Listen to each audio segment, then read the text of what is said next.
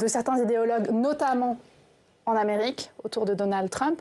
Ces extrêmes droites, elles viennent saper notre modèle démocratique. Salut à tous. Ce qui est bien avec Valérie Hayé, c'est qu'elle parvient toujours, au final, à nous faire rire. Il ne faut pas se voiler la face. Un nouveau moment de foutage de gueule total signé de sa part, celle qui prétend défendre donc la démocratie européenne, en critiquant évidemment la Roumanie, en passe de passer à droite et surtout la Hongrie avec Orban, c'est son cheval de Troie.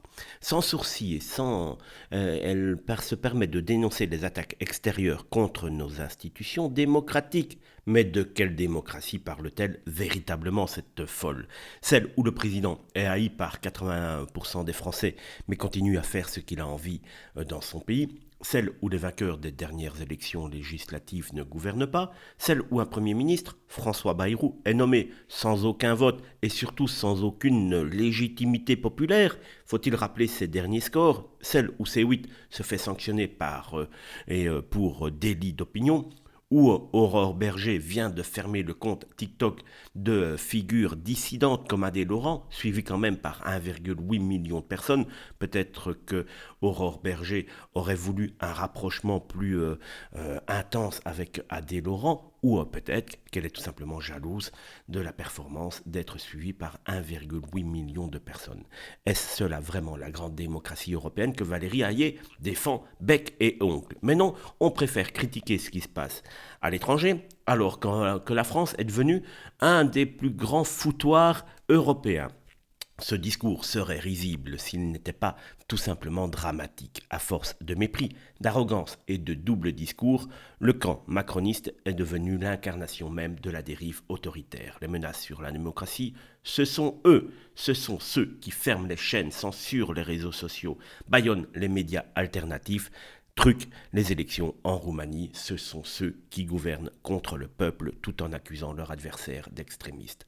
Et pendant ce temps, sur X, les internautes se lâchent comme d'habitude.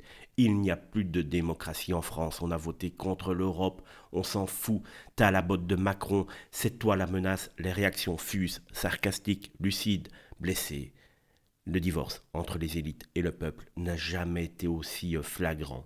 Et à chaque discours, comme celui de Valérie Hayé, ce fossé se transforme en gouffre. La prétendue défense de la démocratie est devenue son exact opposé, un outil de propagande pour étouffer la contestation. Et ça, les Français l'ont bien compris vivement 2017 en espérant que les gens ont véritablement compris et ne se fasse pas de nouveau avoir avec un leurre comme par exemple Édouard Philippe, car santé, cela sent de plus en plus mauvais de ce côté-là.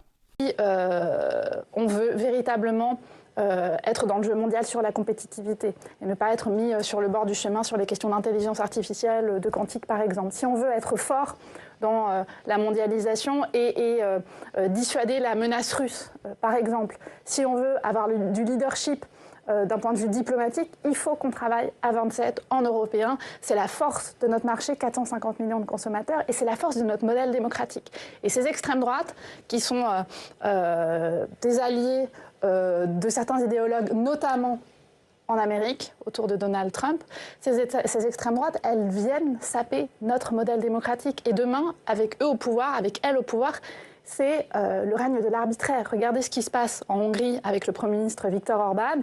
Là-bas, corruption généralisée, la presse n'est plus indépendante, les oppositions n'ont quasiment plus le droit de parole sur le temps de campagne électorale, et ce sont des familles homoparentales, les homosexuels aussi qui sont pourchassés. Donc il faut qu'on dise à nos compatriotes, ne soyez pas dupes derrière les discours simplistes sur des sujets qui sont majeurs, notamment les questions migratoires, les questions de sécurité. À la fin des fins, c'est notre modèle démocratique qui est attaqué.